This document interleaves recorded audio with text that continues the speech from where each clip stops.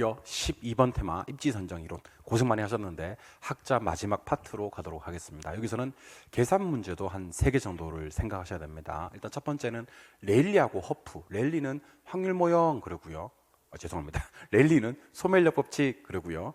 허프는 확률 모형 그래요. 다시 정정. 랠리는 소멸력 법칙, 허프는 확률 모형. 요 계산 문제. 컨버스의 분기점 모형 그리고 입지 계수 LQ 이렇게 3개 계산 문제에서 이번 시험에 좀 유력한 건 랠리 소멸력 법칙, 허프 확률 모형 쪽 하나랑 그 다음에 입지 계수 LQ 하나가 좀 유명할 것 같습니다. 직전 시험이었던 35회 시험에서는 정보 현재 가치 계산하고 컨버스가 맞거든요. 그래서 정보 현재 가치 계산 컨버스 같은 경우는 매년 시험에 출제되는 파트가 아니에요. 그래서 이번 시험은 입지 계수 LQ와 특히 랠리 소멸력 법칙과 허프의 확률 모형 내용은 똑같습니다. 간단합니다. 그러니까 정리를 하시면 좋을 것 같아요. 들어가기 전에 우리 한번 지금 공부하시는 입지 선정 이론의 개괄적인 정리를 조금 하고 가도록 하겠습니다. 지금 보시는 파트는 입지 선정 이론입니다. 입지론 그렇게 기억하시면 돼요. 우리는 7가지 이론과 학자들을 좀 보셔야 되는데 첫 번째는 이제 중심지 이론입니다. 중심지 이론. 아까 한번 나섰어요. 그리고 소매 인력 법칙입니다. 자, 소매 인력을 뭐라 부르기도 하냐면 중력이라고 부르기도 해요. 소매 중력 법칙 이렇게 얘기합니다. 세 번째가 분기점 모형인데요. 분기점을 4글자로 표현하면 뭔지 아세요 혹시? 경계 지점이다. 시험에서는 경계 지점으로도 많이 나옵니다. 분기점 모형, 경계 지점 모형. 네 번째는 확률 모형입니다. 유명합니다. 확률 모형. 다섯 번째가 소매 입지론입니다. 아까 소매 인력 법칙도 있었는데 소매 입지론이고요. 여섯 번째가 최소 비용 이론입니다. 최소 비용 이론. 일곱 번째가 최대 수요 이론입니다. 최대 수요 이론. 그래서 1번부터 5번까지는 이제 입지론만 붙이면 돼요. 서비스업의 입지론이다 하시면 돼요. 서비스업 입지론이다. 6번, 7번은요. 공업 입지론이다 하시면 돼요. 공업 입지론. 그래서 아까 우리 농업 입지론은 누구였냐면 농업 입지론은 튀넨의 위치지대설. 튀넨의 위치지대설이 농업 입지론이고요. 공업 입지론은 베버하고 레쉬. 그다음에 서비스 입지론 15개 나옵니다. 학자 정리 한번 해볼게요. 서비스 입지론은 일단 중심지론은 크리스탈러. 나중에 다 정리됩니다, 여러분들. 소멸력 법칙은 레일리의 소멸력 법칙, 소매 중력 법칙 그러기도 합니다. 레일리의 소매 중력 법칙을 응용한 모형 중에서 컨버스의 분기점 모형이라는 게 있습니다. 컨버스의 분기점 모형. 허프란 사람은 확률 모형이라는 게 있죠. 허프의 확률 모형. 그리고 넬슨은 소매 입지론입니다. 조심하셔야 될 것들을 먼저 좀 소개해드리면 소매로 출발하는 게 몇 개? 2개 있습니다. 그런데 랠리는 소매 뒤에 인력, 중력 법칙이 나오고요. 넬슨은 소매 뒤에 입지론이 나옵니다. 이거 바꿔서 잘 나오거든요. 그러니까 구분을 하시고 확률하고 희연 나오면 허프하고 희연 나옵니다. 그래서 확률 모형 누가 제시했습니까? 그러면 여러분들은 허프 하시면 되고요. 허프는 무슨 모형 주장했습니까? 그러면 확률 모형 이렇게 기억하시면 됩니다. 아시겠죠? 저도 이게 먹고 살려고 하는 거지 하고 싶겠어요? 저도 이제 애들도 다 키워놓고 나이도 먹을 만큼 먹었는데 제가 이렇게 허프 하고 싶겠냐고. 근데 아주 심력하면 기가 막히게 기억납니다. 허프가 무슨 모형 주장했습니까? 그러면 확률 모형 주장했습니다. 확률 모형은 누가 주장했습니까? 그러면 허프가 주장을 했습니다. 히읗으로 시작되는 학자 이분밖에 없습니다. 허프밖에요. 아시겠어요? 그리고 큰 버스, 컨버스의 받침은 어떻게 되죠? 죽지. 그래서 큰 버스는 경계하자 이렇게 얘기하시기 바랍니다. 큰 버스는 경계해라 이렇게 얘기하시기 바랍니다. 현타 오네. 아무튼 크리스탈런은 중심지론, 랠리는 소매 인력, 넬슨은 소매 입지, 큰 버스를 경계하고 허프는 확률 모형 하시면 됩니다. 자, 최소 비용 이론과 최대 수요 이론은 어떻게 기억하시냐면요. 한 분은 베버라는 분이고요. 또 한 분은 레쉬라는 분입니다. 공장에 입지할 때 베버는 비용이 적게 들어가는 곳에 공장에 입지해야 된대요. 그래서 비읍으로 끝나는 베버는 최소 비용 이론 하시면 되고요. 시옷으로 끝나는 레쉬는 최대 수요 이론 하시면 됩니다. 한 분은 비용 측면이고 한 분은 수요 측면입니다. 아시겠어요? 버는 비용입니다. 최소 비용 이론 하시면 되고요. 레쉬는 수요입니다. 최대 수요 이론 하시면 됩니다. 운 좋으면, 제가 자꾸 운 좋으면이라고 얘기를 하는데 학자하고 내용만 연결해도 한 문제 맞출 수 있는 경우가 있습니다. 아까 연습 한번 해봤지 않습니까? 우리 아까 11번 테마에서. 그러니까 크리스탈러가 동심원 이론 주장했다 이렇게 나온다니까. 크리스탈러는 동심원 이론 주장한 적이 없는데, 동심원 이론은 누가 주장했고요? 버제스가 주장했고요. 크리스탈러는 중심지론, 레일리는 소매, 인력, 중력 법칙, 컨버스는 분기점, 경계, 큰 버스 받치면 죽으니까 경계해야 됩니다.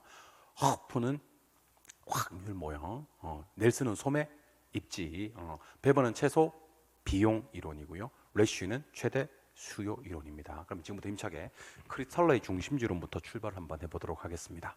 자, 크리스탈러의 중심지론에서는 일단은 중심지하고 배우지를 좀 구분해야 됩니다. 배우지를 두 글자로는 상권이라고 부르기도 해요. 먼저 중심지는요. 중심지는 재화나 서비스를 제공하는 곳을 중심지라 그래요. 재화나 서비스를 배우지에다가 제공하는 곳이 뭡니까? 그러면 중심지. 그러면 중심지로부터 재화나 서비스를 제공받는 곳이 뭡니까? 그러면 배우지라고 해야 돼요. 제공하면 중심지, 제공받으면 배우지가 됩니다. 그래서 이거 좀 조심하셔야 됩니다. 중심지 재화 및 서비스라는 것은요, 어디에서? 중심지에서 배우지로 제공되는 재화 및 서비스를 얘기하는 거예요. from 중심지 to 배우지, 순서가 바꿔서 나온 적이 있습니다. 어떻게 나왔냐면, 중심지 재화 및 서비스란 배우지에서 중심지로 제공되는 재화 및 서비스를 말한다, 이렇게 해서 말도 안 되게 나온 적이 있습니다. 여러분들, 말도 안 되게 진짜 아주 그냥 그러니까 어디에서 어디로 제공되는 재화 및 서비스? 중심지에서 배우지로 제공되는 재화 및 서비스지, 배우지에서 중심지로 제공되는 재화 및 서비스가 아니라는 얘기입니다. 제공하는 것은 중심지고요, 제공받는 곳이 배우지이기 때문에 중심지에서 배우지로 제공되는 재화 및 서비스를 우리는 중심지 재화 및 서비스라 부른다. 기억해 주시기 바랍니다. 이해하셨죠? 이번에는 4번, 5번, 6번 요거 될 때까지 봐. 4번, 5번, 6번. 하나는 도달 범위이고요, 또 하나는 최소 요구치고요, 또 하나는 최소 요구 범위인데, 자, 범위가 몇 개 있어요? 2개 있어요. 하나는 도달 범위, 하나는 최소 요구 범위인데, 범위는 끝날 때 거리로 끝나야 돼요. 거리로 끝나면 범위야. 근데 첫 번째, 이 범위를 넘어서면 안 돼. 왜냐하면 이 범위를 넘어서면 수요가 0이 되거든. 수요자가 하나도 없다니까. 수요가 0이 되는 곳까지의 거리, 그러면 도달 범위 하시면 돼요. 판매자가 정상위에 얻으려면요, 소비자를 포함해야 되거든요. 판매자가 정상위에 넣기 위해서 충분한 소비자를 포함하는 곳까지의 거리, 그러면 최소 요구 범위가 됩니다. 최소 요구치는 뭐냐면 거리가 아니에요. 중심지가 유지되기 위해서 필요로 하는 최소한의 수요 요구 규모, 수요자 숫자를 갖다가 요구치라고 부릅니다. 그래서 4번, 5번, 6번이 시험에서 어떻게 나오냐면 짬뽕 돼서 나옵니다. 짬뽕. 그러면 여러분들이 이거 틀렸는데 이거 맞는데 구분할 수 있어야 되는데, 일단 거리로 끝나야 범위야. 자, 가자. 수요가 0이 되는 곳까지의 거리요, 그러면 도달 범위. 판매자가 정상위 넣기 위해서 소비자를 포함하는 곳까지의 거리요, 그러면 최소 요구 범위. 특정 기능을 유지하기 위해서 필요로 하는 최소한의 수요 수준, 수요 요구 규모는요, 최소 요구치. 근데 중심지가 성립되지 않아, 이런 걸 따질 때는요, 범위 2개를 비교할 것 같은데 그렇지 않습니다. 이게 크리스탈러는요, 재화의 도달 범위 4번이랑 최소 요구치 5번, 요거 2개를 비교해요. 그리고 도달 범위가 최소 요구치보다 클 때 중심지가 성립된다고 보는 건데, 다행히 요거는 암기할 필요 없습니다. 왜냐하면 우리 부동산학에서 요구는 무조건 작은 쪽에 위치합니다. 요구가 커서 답이 되는 경우가 없다니까. 요구는 무조건 작은 쪽. 그래서 중심지가 성립되려면 도달 범위가 요구보다는 클 것, 이렇게 얘기를 해야 되는 겁니다. 그리고 문제 풀다가 방금 소개해드렸던 범위 2개, 도달 범위나 최소 요구 범위가 뜨면 예외 없이 크리스탈러의 중심지론이고요. 이걸 좀 기억하셔야 됩니다. 중심지 규모가 달라지면 상권의 규모도 달라진다는 것을 처음으로 실증하신 분인데, 문제 풀다 보면 이런 표현이 등장합니다. 중심지가 몇 개 있는지 아세요? 2개 있어요, 크게. 고차 중심지가 있고 저차 중심지가 있습니다. 가운데 어떤 중심지도 있냐면 중차원 중심지도 있습니다. 고차, 중차, 저차. 그럼 고차 중심지는 상권의 규모가 엄청 클 거고요. 저차 중심지는 상권의 규모가 엄청 작을 거고요.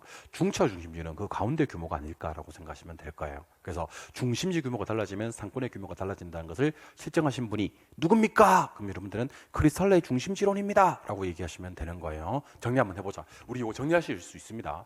어느 순간 정리된 자신의 모습을 발견하고 깜짝 놀라실 준비를 하시기 바랍니다. 입지선정 이거 주관식으로 얘기되잖아. 주고받고 되잖아. 그러면 시험장 가서 객관식은 땅 짚고 헤엄치기, 누워서 떡 먹기 엄청 쉽게 됩니다, 여러분들. 자, 갑시다. 크리스탈러는 무슨 이론 주장하셨고 중심지론 주장하셨고, 자, 갑니다. 배우지에다가 재원화 서비스를 제공하는 곳 중심지, 중심지로부터 재원화 서비스를 제공받는 곳 배우지. 두 글자로는 상권. 중심지 재화 및 서비스라는 것은 어디에서? 중심지에서. 어디로? 배우지로 제공되는 재화 및 서비스. 그 다음에 범위 두 개 한번 해볼까? 끝날 때 뭐로 끝나는데? 거리로 끝나는데, 이 범위를 넘어서면 수요가 0이 돼. 수요가 0이 되는 곳까지의 거리, 그러면 도달 범위. 판매자가 정상임을 얻기 위해서 소비자를 포함하는 곳까지의 거리, 그러면 최소 요구 범위. 특정 기능을 유지하기 위해서 필요로 하는 최소한의 수요 요구 규모, 수요자 숫자, 그러면 최소 요구 치. 중심지 성립을 판단할 때는 도달 범위와 최소 요구치를 비교해서 판단하는데, 누가 클 것? 도달 범위가 커야 돼. 몰라도 되는데 요구는 무조건 작은 쪽, 최소 요구치가 작아야 됩니다. 중심지 규모가 달라지면 상권의 규모가 달라진다는 것을 처음으로 실증하신 분인데, 중심지 규모가 3개 있어요. 고차, 중차, 저차. 그럼 그에 걸맞는 상권의 규모를 가질 거다라고 실증하신 분이 크리스탈러의 중심지론이 됩니다. 이해하셨습니까? 두 번째가 허프의 중심지론. 허프는 근데 중심지론이라는 표현보다는 확률 모형이라는 표현을 더 많이 씁니다. 근데 요거 보기 전에 우리 순서를 살짝 바꿔서 레일리의 소매인력 법칙을 먼저 보시기 바랍니다. 레일리의 소매인력 법칙을 먼저 좀 볼게요. 그리고 나서 다시 허프로 돌아오도록 하겠습니다. 뭐부터 먼저? 레일리부터 먼저 볼게요. 자, 한번 가봅시다. 레일리는 소매 인력 법칙 그러셔도 되고 소매 중력 법칙 그러셔도 되는데, 뭐랑 비교하셔야 되냐면 넬슨의 소매 입지론과 비교를 좀 하셔야 됩니다. 넬슨도 소매로 출발하거든요. 근데 이분의 이론은 소매 입지론입니다. 입지론.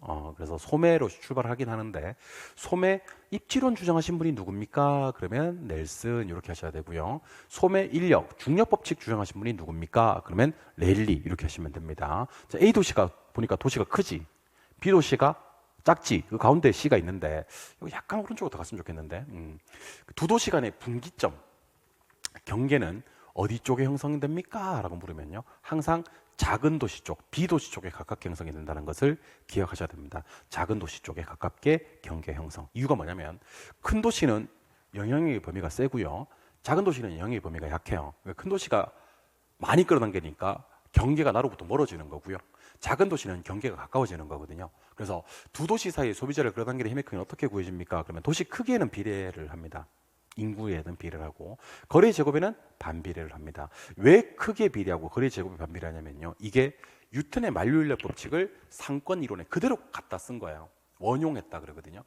뉴턴의 만류인력 법칙이 뭐냐? 두 물체 사이의 인력의 크기는 질량의 크기에 비례하고 거리의 제곱에 반비례한다는 걸 그대로 갖고 왔어요.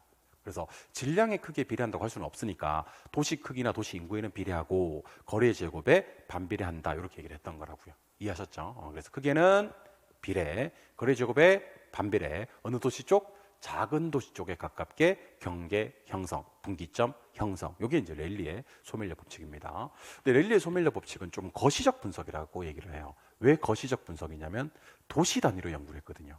도시 단위로.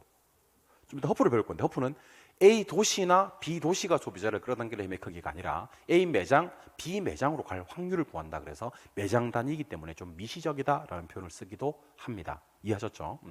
이번에는 컨버스의 분기점 모형인데, 컨버스는 일단은 이 말이 반드시 나옵니다. 방금 소개해드렸던 레일리의 소매 중력 모형을 수정했다, 레일리 소매 인력 모형을 응용했다, 이렇게 나옵니다. 근데 컨버스는요, 분기점 모형을 정했는데 경계 지점을 확인할 수 있도록 제시를 했습니다. 공식은 어떻게 되냐면 1 플러스 루트 A 면적분의 B 면적분의 AB 전체 거리, 이렇게 하는 거거든요. 근데 여러분들 알고 계시겠지만 루트 4가 얼마예요? 그러면 2고요. 루트 9가 얼마예요? 그러면 3이다 라는 생각을 하셔야 되는 겁니다. 그래서 제가 문제 두 문제 풀어드릴게요. A가 이만하고 B가 이만해. 그럼 상권의 경계는 A가 가깝겠지. 작은 도시에 가까우니까. A는 면적이 1000, B가 면적이 9000이야. 근데 전체 거리가 9000 말고 4000 하자. 4000을 먼저 하자. 처음부터 너무 어려운 거 하면 안 된다. 4000. 전체 거리가 만약에 그 30km다라고 가정할게요. 30km다. 그러면 이거 공식 그대로 넣으면 됩니다. 1 플러스 루트 얼마 분의 1000분의 4000분의 30 이렇게 하시면 되는 거예요. 오케이? 근데 루트 4를 끄집어내면 2 더하기는 앞에 1 플러스가 있다는 걸 꼭 기억하셔야 됩니다. 3. 그래서 30을 3으로 나눠주면 이거 10kg가 됩니다. 여기에 10kg. 여기는 몇 킬로입니까? 그러면 당연히 20kg가 되겠지. 이해하셨죠, 이거? 그럼 만약에 A가 있다만 하고 B가 있다만 하게 도시를 제가 그려보도록 하겠습니다. 그럼 어디에 가깝죠? B에 가깝죠. 전체 거리는 만약에 32km다라고 얘기를 하고 시험 문제에서는 A로부터 분기점을 물었습니다. 원래는 이걸 어떻게 풀어야 됩니까? 이렇게 풀어야 됩니다. 1 플러스 루트 요게 9000이에요. 요게 1000이고. 원래는 A로부터 분기점 어떻게 구하냐면 1 플러스 루트 9000분의 1000분의 32km 이렇게 해야 되거든요. 근데 제가 여러분들 선배들을 대상으로 임상 실험을 거친 결과 여러분들은 분수 루트를 잘 못 푸는 것으로 판명이 났어요. 그래서 이렇게 하지 말고 이렇게 하는 겁니다. 자, 1 플러스 루트 요로 분기점을 먼저 구하는 거지. 루트 1000분의 9000분의 32km 이렇게 하는 겁니다. 그럼 루트 9니까 그 집어내면 3 더하기 1은 4 48에 32 하시면 됩니다. 근데 이번에는 8이 답이 아니지. A시로부터 분기점을 물었기 때문에 나머지 거리에서 24km 하시면 됩니다. 그래서 컨버스의 분기점 모형은 계산할 때 반드시 그림을 그리셔야 되고요. 다행히 작은 도시 쪽으로부터 분기점을 물었으면 걔가 답이고 큰 도시 쪽으로부터 분기점을 물었을 때는 작은 도시 쪽으로부터 분기점을 먼저 구한 다음에 뭐로 나누면 작은 도시 나눈 다음에 전체 그래서 그거를 까면 나머지 거리가 된다는 얘기입니다. 이해하셨죠? 그래서 우리는 그림만 그린다면 무조건 작은 도시 쪽으로부터 분기점을 구할 거다 하는 생각을 하시고 도시가 각각 몇 배 크게 나오냐면 4배 크거나 9배 크게만 나와요. 이 바닥 짜고 치는 고스톱입니다. 무조건 4배 크거나 무조건 9배 크게 나와요. 무조건. 걱정하지 마. 5배 크게 안 나오니까 5배 크게 나오면 루트 5인데 끄집어낼 수가 없어. 3배 크면 루트 3인데 끄집어낼 수가 없다니까. 에? 그러면 4배 클 때는 끄집어내면 2란 말이야. 루트 끄집어내면. 근데 앞에 1 플러스가 있어서 3으로 나누어서 계산을 하고요.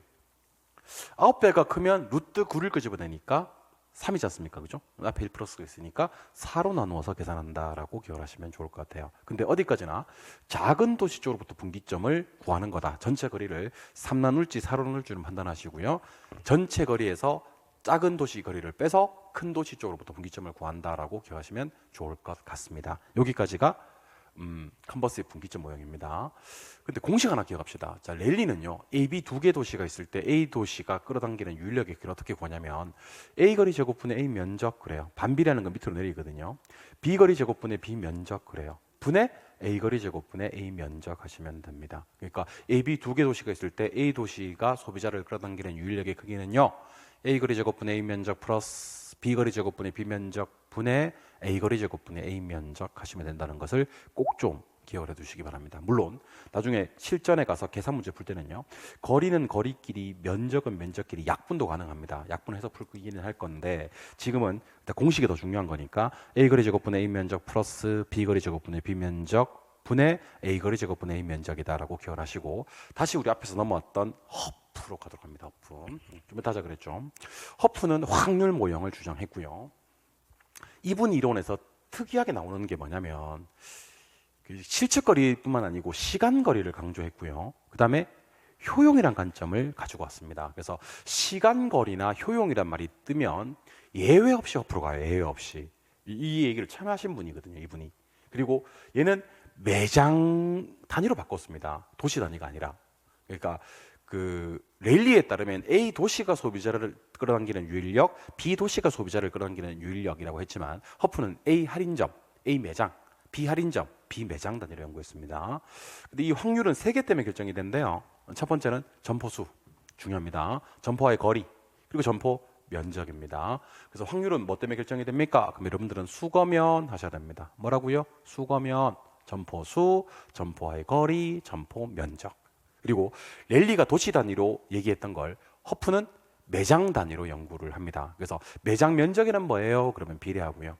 거리에는 반비례합니다. 왜 거리의 제곱이란 말을 못 쓰냐면 허프는 공간 마찰 계수라는 개념을 처음으로 등장시키신 분입니다. 그래서 허프는 이 공간 마찰 계수가 2일 때는 제곱을 하지만 3일 때는 세제곱해야 되고요. 1일 때는 제곱을 합니다. 물론 우리 시험에 공간 마찰 계수는 그동안 한 번 빼고는 전부 다 2가 나왔어요. 근데 딱 한 번 얼마가 나온 적이 있냐면 1이 나온 적이 있습니다. 1승은 하나만 하지. 그래서 공간 마찰 계수는 무조건 2가 나올 건데 1승까지는 한번 연습해 놓자는 겁니다. 그럼 만약에 공간 마찰 계수가 2라면 레일리 공식과 허프 공식은 똑같아지는 거예요. 그래서 자, 공간 마찰 계수를 뭘로 봤을 때? 2로 봤을 때 그러면 A 거리 제곱분의 A 면적 똑같아. 도시를 매장으로 바꿔주면 돼. B 거리 제곱분의 B 면적 분의 A 거리 제곱분의 A 면적. 근데 이건 좀 조심하셔야 될 게 혹시 B로 갈 확률을 구하세요. 그러면 A 거리 제곱분의 A 면적 플러스 B 거리 제곱분의 B 면적 분의 B 거리 제곱분의 B 면적을 위로 올려주시면 됩니다. 이해하셨죠? 그래서 정확하게 얘기하면 허프의 확률 모형에서 확률을 결정하는 건 4개예요. 3 플러스 1. 수거면에 공간 마찰 계수까지. 공간 마찰 계수까지 4개입니다. 근데 레일리하고 허프를 굳이 비교를 하자면 이렇습니다. 레일리는 좀 거시적이었죠. 허프는 미시적이고. 레일리는 물리적 거리지만 얘는 시간 거리를 강조합니다. 레일리는 결정론적 관점이지만 허프는 확률적 관점이에요. 레일리는 무조건 2도시밖에 안 나오지만 허프는 2개 매장 이상도 나와요. 그래서 레일리는 A, B 2개 매장이 소비자를 끌어당기는 힘의 크기인데 허프는 A, B, C 3개가 있을 수도 있다는 거예요. 얘는 무조건 거리에 여기 제곱으로 올라가야 되는데 안 올라갔네. 거리에 제곱에 반비례입니다. 제곱에. 위로 올라가야 돼. 제곱에 반비례인데 허프는 그 공간 마찰 개수가 2일 때만 제곱을 하고 3이면 세제곱, 1이면 1승 하는 겁니다. 근데 이 공간 마찰 개수가 어떨 때 커지고 어떨 때 작아지는지를 좀 봐야 됩니다. 우리 부동산학에서 마찰이라는 말은 딱 2번 등장을 합니다. 헤이그의 마찰 비용 이론을 할 때 한 번 등장을 하고요. 허프의 확률모에서 공간 마찰 계수가 등장하는데 마찰이 있다. 좋은 뜻은 아니죠. 나쁜 뜻이죠. 여기서는 어떻게 이해하시면 좋냐면 저항값으로 이해하시면 좋습니다. 멀어져서 버티는 거예요. 저항하는 값인데 그래서 제가 저항값을 써놨죠. 근데 교통 조건이 양호하거나 백화점에서 파는 전문품이야. 그때는 마찰을 많이 하지 않습니다. 저항을 많이 하잖아요. 마찰 계수 값이 작아지지만 교통 조건이 불량하거나 일상용품일 때는요. 마찰, 저항 많이 합니다. 마찰 계수 값이 커진다라고 기억하시면 됩니다. 마찰 계수는 저항값이고 교통 조건 양호, 백화점에서 파는 전문품일 때는 좀 멀어도 가요. 저항을 적게 하거든요. 마찰 계수 값이 작아지지만 교통 조건이 불량하거나 일상용품일 때는 조금만 멀어져도 안 가려고 뻗탱깁니다. 저항값이 커진다. 마찰 계수는 저항으로 이해하시면 좋습니다. 멀어졌을 때 안 가려고 뻗탱기는 값, 저항값이 교통 조건 양호, 전문품일 때는 작아지고 교통 조건 불량, 일상용품일 때는 커진다. 이렇게 얘기하시면 됩니다. 그래서 허프는요. 만약에 3개 매장이 있고 공간 마찰 개수가 2일 때 C 매장으로 갈 확률을 구하시오. 그럼 이렇게 하시면 됩니다. A 거리 제곱분의 A 면적 플러스 B 거리 제곱분의 B 면적 플러스 C 거리 제곱분의 C 면적 분의 C 거리 제곱분의 C 면적을 올릴 수 있다. 그래서 3개 매장이 나올 수도 있다는 것을 기억해 주시면 좋을 것 같습니다. 여기까지가 허프였고요. 이번에는 넬슨, 아까 했었죠. 넬슨은 소매 인력 법칙이 아니라 소매 입지론이고 몇 가지 원칙을 제시했냐면 8가지 원칙을 제시합니다. 그래서 이거는 그대로 기억하시면 돼요. 특정 점포가 최대 이익을 얻을 수 있기 위해서는 어느 장소에 입지해야 되는지를 제시했다. 이렇게 입지에 초점을 둔 게 넬슨이고요. 입지 원칙을 몇 가지 제시했다? 8가지 원칙을 제시했다. 그래서 암기하실 때는 네팔 이렇게 암기하시면 됩니다. 넬슨은 8가지 원칙을 제시했다. 네팔 이렇게. 물론 가장 강조한 건 1번에 있는 양립성인데 거기까지는 시험에 안 나오더라고요. 그러니까 특정 점포가 최대 이익을 얻기 위해서 어느 장소에 입지하면 좋은지 8가지 원칙을 제시하신 분이 누굽니까? 까지만 시험에 나와요. 누굽니까? 그럼 여러분들은 넬슨입니다 라고 얘기해 주시면 되는 겁니다. 무슨 말 이해하셨죠? 넬슨의 소매 입지론. 자, 그럼 계산 문제를 하나, 둘, 셋, 넷, 5개, 6개를 다 풀어드리겠습니다. 이건 다 풀어드릴게요. 제가 다 풀어드려야 돼. 먼저 1번 문제부터 한번 가볼게요. 인구 10만 명인 도시 인근에 할인점 2개가 있는데 허프 상권 모형을 이용할 때 대형 할인점 A의 시장 점유율하고 이용 객수를 추정하시오 그랬습니다. 그런데 공간 마찰 개수는 2라고 가정을 했고요. 조심하셔야 됩니다. 10만 명 중 70%만 할인점을 이용한다고 되어 있습니다. 그럼 여러분들은 일단 여기다가 7만 명이라고 줄여 놓으셔야 됩니다. 왜냐하면 10만 명이 다 할인점을 이용하는 게 아니고 몇만 명만 7만 명만 하니까.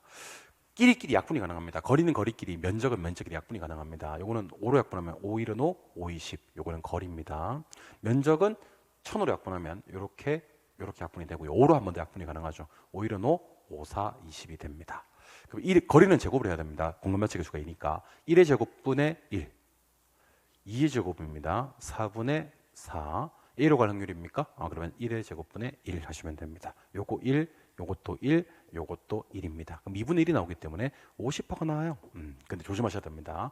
50%이긴 한데 10만 명 중에서 70%만 할인점을 이용한다고 했기 때문에 7만 줄여놓고 그 중에서 50%를 때려야 되기 때문에 3만 5천 명으로 답을 처리하셔야 되는 겁니다. 이해하셨죠? 한 1분 컷이 가능해야 되고요. 그 밑에 있는 2번 문제도 쉽습니다. 자, 요거 좀 기억해 놓으세요. 공간마찰 계수 얼마고요? 2고요. 주민은 4,000명, 소비액은 35만 원입니다. B 방문할 확률과 B의 추정 매출액을 순서대로 나열한 것을 찾아라 그랬습니다. 자, 거리는 거리끼리, 면적은 면적끼리 약분이 가능합니다. 5로 약분하면요, 요거는 1, 요거는 2, 요거는 3입니다. 100으로 약분하면 이거 소수가 나오기 때문에 50으로 약분합시다. 50으로 약분하면 요거는 10, 50으로 약분하면 5, 6에 30, 요거는 6, 50으로 약분하면 요거는 5, 9, 45 이렇게 하시면 됩니다. 1의 제곱은 얼마입니까? 그러면 1이죠. 1분의 10. 2의 제곱은 4입니다. 4분의 6. 3의 제곱은 9입니다. 9분의 9. 그리고 B로 갈 확률이니까 4분의 6을 올리셔야 됩니다. 끝. 그럼 요거는 어떻게 되냐면 10.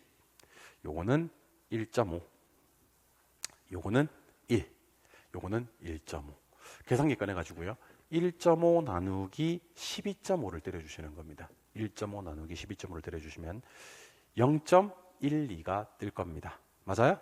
퍼센테이지로 얘기하면 몇 퍼? 12% 하시면 됩니다. 12%.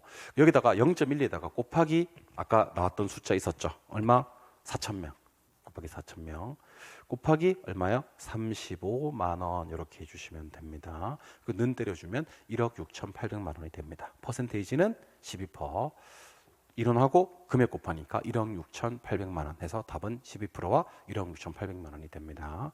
3번 문제는 레일리의 소멸력 법칙인데 레일리의 소멸력 법칙은 이렇게 한번 그려놓는 것도 괜찮습니다. A, B 이렇게 있고 가운데 C가 있는데 거리는 A부터 C까지는 5km 오케이. 여기는 2km. 얘는 공간마찰 계수 나올 필요 없습니다. 무조건 제곱입니다. 여기 5만. 여기 32,000. 오케이. 요거 거리로 약분이 안 되죠. 거리는 5이니까 됐고 요거 1000 날려주고 2로 약분하시면 이거 25 2로 약분하시면 이거 16 그만합시다. 자, 5의 제곱은 얼마? 25분의 25 2의 제곱은 얼마? 4분의 16 그리고 25분의 25 그러면 A로 갈 윤력이 나옵니다. 얼마? 1 요거 4 요거 1입니다. 5분의 1입니다. 5분의 1은 몇 퍼센트냐면 20%입니다. 그럼 요로 20% 가니까 두 개밖에 없습니다. 결론은 얼마 갈 거다? 80% 간다. 이렇게 얘기하시면 되죠. 그러면 총 얼마 중에서? 10억 중에서 요로 20% 가니까 A는 2억을 가져갈 거고요. B는 80%니까 8억을 가져갈 거야. 이게 이제 레일리의 소멸력 법칙입니다. 공간마찰 계수가 2일 때는요. 레일리 모형과 허프 모형은 계산상의 차이가 없어진다라고 기억하시면 돼요. 그런데 딱 한 번 공간마찰 계수가 1이 나온 적도 있습니다. 1을 내려고 별의 별 행동을 다 했습니다. 문제 한번 보면 이렇습니다. 허프가 모형을 이용했을 때 A 매출액을 하긴 했는데 차고에서 공간마찰 계수를 잘못 적용을 했대요. 그러면 올바르게 추정한 A의 매출액하고 잘못 추정한 A의 매출액하고의 차이가 얼마입니까를 물은 문제예요. 그러면 잘못 추정했을 때는 마찰 계수가 얼마고요? 1이고 올바르게 추정했을 때는 2가 되는 겁니다. 그러면 10,000명 곱하기 30만 명 때리면 이게 계산기에 때리면 30억 나올 거거든요. 몇 프로가 가는지만 계산하시면 됩니다. 거리는 거리끼리, 면적은 면적끼리 약분이 가능하단 말이야. 그래서 요거 5로 약분하면 5, 1은 5, 5, 2, 10, 5, 1은 5 이렇게 하시면 되고요. 요거 10을 날려주고 25로 약분하면 요거 3입니다. 25로 약분합니다. 요거 25로 약분하면 10입니다. 요거 25로 약분하면 2입니다. 그러면 공간마찰 계수 1을 적용했을 때와 2를 적용했을 때 차이 값을 구하시면 되거든요. 1을 적용했을 때는 1의 제곱은 1이니까 뭐 1분의 3 플러스 2의 제곱은 2의 1승이죠. 1승. 그럼 2지 뭐. 2분의 10. 그다음에 1승이니까 1분의 2. 그리고 A로 갈 확률이니까 1분의 3을 올려주거든요. 그럼 요거 3, 요거 5, 요거 2, 요거 3이 됩니다. 그럼 10분의 3이란 말이야. 30% 되는 거예요. 근데 만약에 공간마찰 계수 2를 적용했을 때는 제곱을 해야 됩니다. 근데 제곱을 해도 1은 제곱 하나만 똑같습니다. 1분의 3. 이거는 제곱하면 4가 됩니다. 2의 제곱은 10. 그러면 1분의 2. 그리고 1분의 3을 한번 올려주는데 요거 3, 요게 이제 2.5가 되는 거예요. 2.5. 요거 2. 요거 3. 그럼 계산기에다 대고 3 나누기 7.5를 때려주면 3 나누기 7.5를 때려주면 0.4, 40%가 돼요. 그래서 30억에 30%를 적용했을 때는 얼마냐면 9억이고요. 40%를 적용했을 때는 12억이에요. 매출액이 3억에서 자, 적용했을 때는 10억이 되기 때문에 3억이 증가된다라고 해야 되는 그런 문제가 됩니다. 아까 30억이었으니까 답은 그래서 3번이 되는 그런 문제가 되거든요. 이 밑에 뭐 계산식이 복잡하게 있습니다만은 거리는 거리끼리, 면적은 면적끼리 약분이 가능합니다. 한 번에 250으로 약분을 생각하지 말고요. 10을 다 날려놓고 그다음에 25로 약분해서 3, 그다음에 10, 그다음에 2 이렇게 해서 처리해 주시면 좋을 것 같습니다. 하나는 30%, 하나는 40%가 나오는 그런 문제입니다. 5번 문제는 미리 제가 답부터 먼저 소개를 좀 해드릴게요. 5번 문제입니다. 어떤 도시에 쇼핑센터 AB가 있는데 전체 거리가 24km다. 자, 갑시다. A가 이렇게 있고 1000, B가 이렇게 있습니다. 4배 크게 4000. 그럼 어디에 가까우냐면 A에 가깝습니다. 근데 전체 거리가 24km입니다. 이렇게 공식을 올려도 좋고요. 4배 크면 루트 4 끄집어내면 2, 2 더하기 1, 앞에 1 플러스 있는 거 기억하고 계시죠? 3, 3, 8에 24 하시면 됩니다. 여기로는 16km가 되겠죠. 그래서 A로부터는요, 그러면 8km, B로부터는요, 그러면 16km라고 해야 됩니다. A로부터는 8km, B로부터는 16km 이렇게 푸시면 되는 겁니다. 그럼 6번 문제 정도는요, 어떻게 풀어야 되냐면 조심하셔야 됩니다. A가 64 커요. 이번에는 B가 16 작아요. 그러면 작은 도시 쪽에 가깝게 경계가 형성이 됩니다. 근데 문제는 조심하세요. A로부터 얼마만큼 떨어진 지점인지를 물었습니다. 요로부터. 하지만 우리는 이걸 구할 거예요. 전체 거리는 30km입니다. 4배 크니까 끄집어내면 2, 앞에 1 플러스니까 3. 그러면 이게 10km인데 조심하셔야 됩니다. 10은 답이 아니에요. 이번에는요. A로부터 분기점을 물었으니까 20km. 항상 작은 도시 쪽으로부터 분기점을 구한 다음 걔를 물었을 때는 걔가 바로 답이지만 큰 도시 쪽으로부터 분기점을 물었을 때는 그거를 뺀 나머지 거리라고 처리하시면 됩니다. 답은 4번이고요. 상식적으로 판단해도 딱 가운데 15인데 15보다는 숫자가 더 나와야 됩니다. A로부터 분기점이 멀어져야 되거든요. 항상 작은 도시 쪽에 분기점이 가깝게 형성이 되거든요. 그래서 이 문제는요. 1번, 2번, 3번 체크하신 분들은 이해력이나 암기력이 떨어지시는 분들이 아니라 나쁜 사람이에요. 아니 딱 가운데가 15인데 15보다는 숫자가 더 나와야 되거든. 큰 도시는 경계를 밀어내고요. 작은 도시 쪽에 가깝게 경계가 형성이 되거든요. 우리 부디 나쁜 사람은 되지 맙시다. 아시겠죠? 그럼 나도 강의할 맛도 안 나고 그렇잖아. 여러분들도 꼭 좀 기억을 하시기 바랍니다. 시장론 계산 문제는 이렇게 좀 할만합니다, 여러분들. 이번에는 공업입지론입니다. 공업입지론.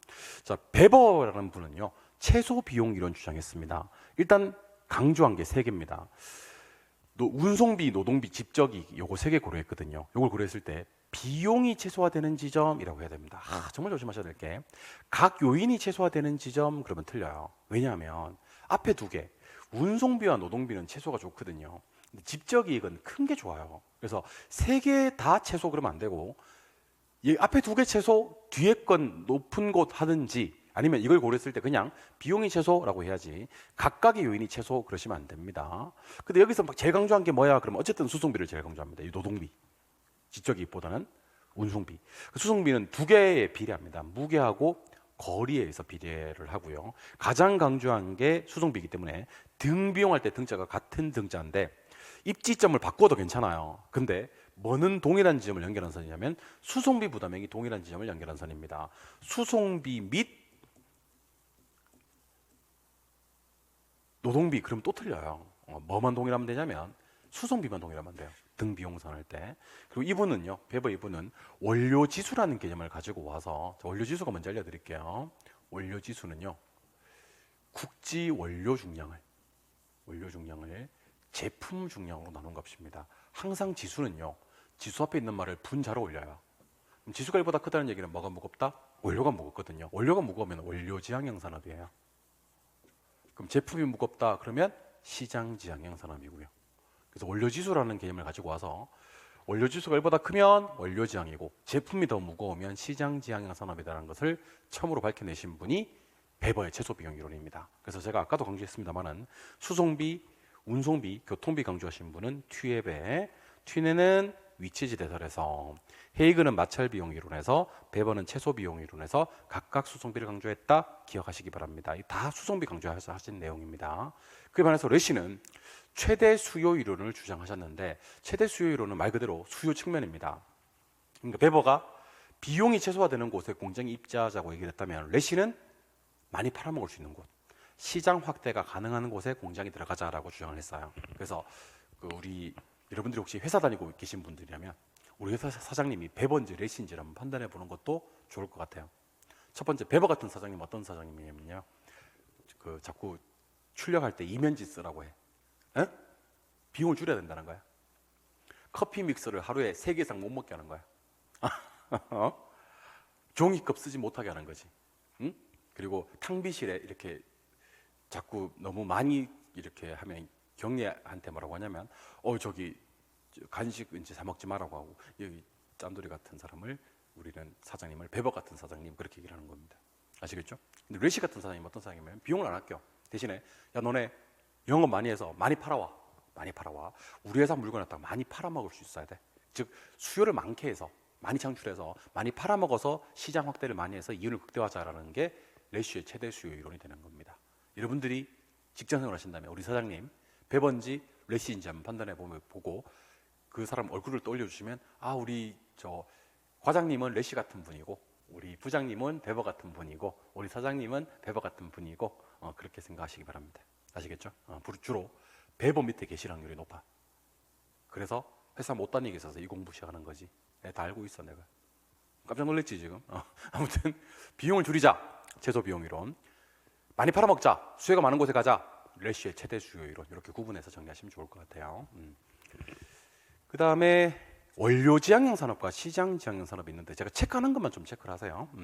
원료지향형 산업은 원료가 무겁고 중량이 감소되는 산업이며, 그곳에 가야지 볼 수 있는 원료를 국지원료, 편제원료라고 하며, 원료지수가 이보다 크다. 딱 요거 4개만 기억하세요.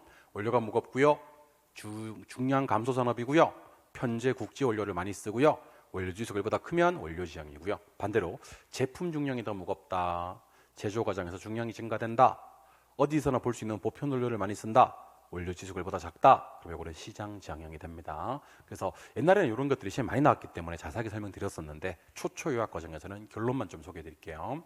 원료가 무겁고 중량이 감소되고, 그 다음에 원료지수가 1보다 크고 국지원료, 편제원료일 때는 원료지향, 제품이 무겁고 제조 과정에서 중량이 증가되는 산업이고 보편 원료를 많이 쓰고 원료지수가 1보다 작을 때는 시장지향형이다. 이렇게 보시면 됩니다. 그 외에 중간지향, 직접지향, 노동지향형은 참고하시기 바랍니다.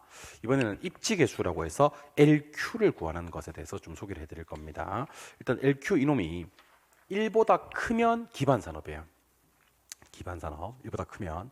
작으면 비기반산업이에요. 같으면 자급자족 산업이고요. 그래서 공식이 있는데 전국에 전특 하시면 돼요. 지역에 전특 하시면 되고, 그래서 입지계수 LQ를 구하는 공식은 이렇게 구합니다. 자, 출발할게요. 전국에 전특, 지역에 전특 하시면 돼요. 어떻게 시작? 전국에 전특, 지역에 전특, 전국 전특, 지역 전특, 전국 전특, 지역 전특 하면 여기 바로 입지계수 LQ를 구할 수가 있게 되는 겁니다. 그래서 입지계수는요, 저랑 딱 정해서 심장에 들어가셔야 됩니다. 자, 먼저 입지계수 2개 구하는 문제. 한 장 넘겨서 나오는 58쪽에 1번 문제는 푸는 걸로 나름대로 결론을 잡으시기 바랍니다. 이거는 A지역의 X산업과 B지역의 Y산업 입지계수를 구하면 되는 거거든요. 근데 2번 문제는 입지계수를 몇 개 구해야 되냐면 5개 구해야 됩니다. 그래서 일부러 가져온 거예요. 자, X지역의 입지계수의 기반산업을 구하라 그랬으면 요거 A, B, C, D, E까지 입지계수를 구한 다음에 기반산업을 구해야 되거든요. 2번 문제는 시험장 가서 풀지 않는 것을 원칙으로, 1번 문제는 푸는 것을 원칙으로. 그래서 입지계수는 2개 정도는 푸는 걸로 하고요, 3개는 계산 능력에 따라서 고민 한번 해보시고요, 4개를 이상 문제는 입지계수를 안 푸는 걸로 합시다. 아시겠죠? 근데 이번 시험에는 입지계수가 나오긴 나올 거예요. 나오긴 나올 건데 2개까지는 푸는 걸로, 3개를 초과하는 문제는 풀지 않는 것으로 그렇게 합시다. 그래서 제가 입지계수를 구하기는 구해드릴게요. 일로 오세요. 입지계수 구하는 공식은 전국의 전특, 지역의 전특인데 A지역의 X산업 입지계수를 구하시오 그랬습니다. 일단 전국의 전체가 400입니다. 전국의 X를 봐야 됩니다. 240입니다. 이게 전국의 전특입니다. 지역의 전체가 200입니다. A지역 봐야 되거든요. 그리고 지역의 X산업은 100입니다. 그래서 계산기 입력할 때는 아까 본부수 배웠죠? 이거 곱하기 이거 나누기 이거 나누기 이거는 때려주시면 됩니다. 여기 왜 이렇게 됐어? 200이죠. 그래서 100 곱하기 400 나누기 200 나누기 240는 하면 0.83 정도 됩니다. 이번에는 지우고 B지역의 무슨 산업이요? Y산업. B지역의 Y산업. B지역의 Y산업입니다. 자, Y산업. 전국 전체 400. 전국 Y 160입니다. 이게 전국의 전특입니다. B지역 봐야 됩니다. 전체 200. Y산업 60입니다. 그래서 이거 곱하기 이거 나누기 이거 나누기 이거는 때리면 됩니다. 그럼 계산기 얼마가 딱 뜨냐면 0.75가 됩니다. 0.75. 그래서 전국의 전특, 지역의 전특 하시고 본부수 계산할 때는 이거 곱하기 계산기 입력할 때 이거 곱하기 이거 나누기 이거 나누기 이거는 때려주면 된다라는 것만 기억하시고 이쪽에 수고하는 공식은 전국의 전특, 지역의 전특, 전산업, 특정산업 해당 지역 가서 전산업, 특정산업 하시면 되고 어떤 지역일지 어떤 산업일지는 시험 문제에서 정해준다 하는 생각을 하시면 좋을 것 같습니다. 그래서 밑에 있는 문제는 해설도 보지 마시고 아예 풀지 마시고 전국의 전특, 지역의 전특으로 우리는 입지계수를 푼다. 2개까지는 풀이하자 하는 느낌으로 따라와 주시면 좋을 것 같습니다. 너무 고생 많이 하셨습니다.